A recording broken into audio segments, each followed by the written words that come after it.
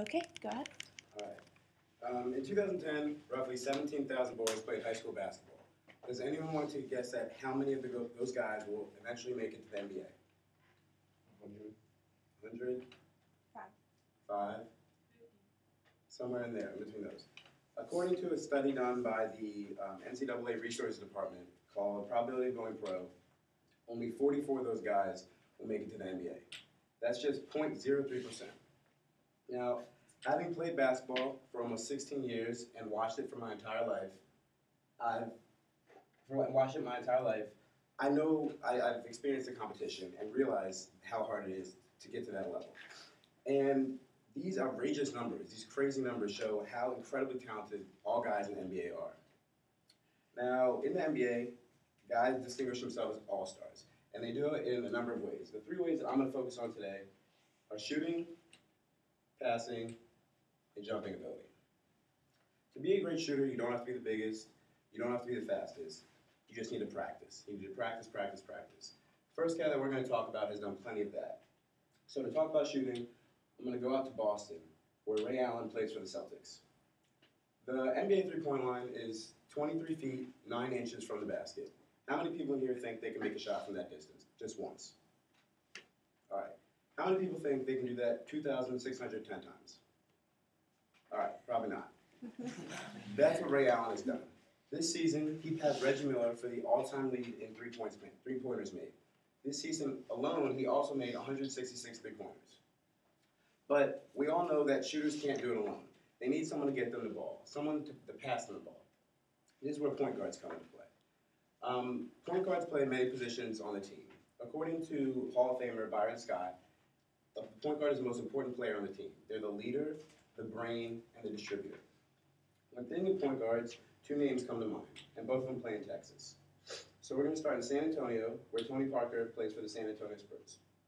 While many of you may know Tony Parker for his relationship with Eva Longoria, he also has made a name for himself for what he can do on the court. He's been selected to 3 NBA All-Star games and has recorded over 4,000 assists, 2,000 rebounds, and 12,000 points in just 10 seasons.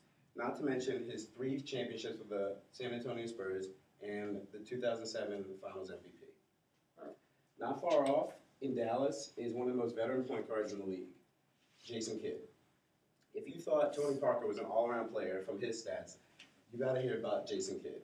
According to basketball analyst Lena Balciunas, Jason Kidd is 3rd all-time and 1st among active players in triple-doubles.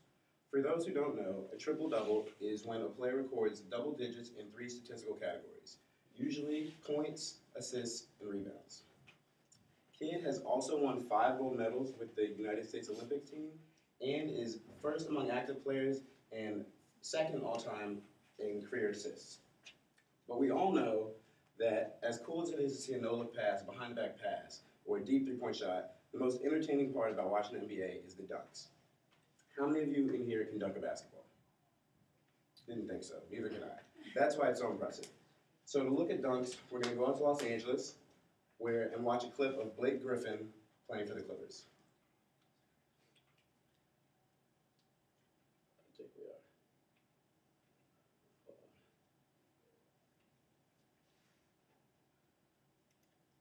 All right, maybe we're not. All right, that's not working, but that's all right. So, anyways, although I've only highlighted Blake Griffin has made a name for himself this year as one of the best dunkers in the league. He provided sports shows with a ton of highlights of just his dunks, but more importantly, has gained recognition and respect from different coaches and players around the league. While I've only highlighted one dunker, a couple playmakers, and one shooter, the point I want to make is that the NBA is filled with guys who have all these talents, who can do it extremely well. And having the ability to do these skills extremely well separates you as an all-star. Throughout these guys' lives, in whether early childhood, in AAU, or high school, or college, they've distinguished themselves as the best in the world. But the question I want to leave with you guys is, when you get to this level, when you get to the NBA, when everyone's distinguished themselves as an all-star, who really is the number one? Who is the best?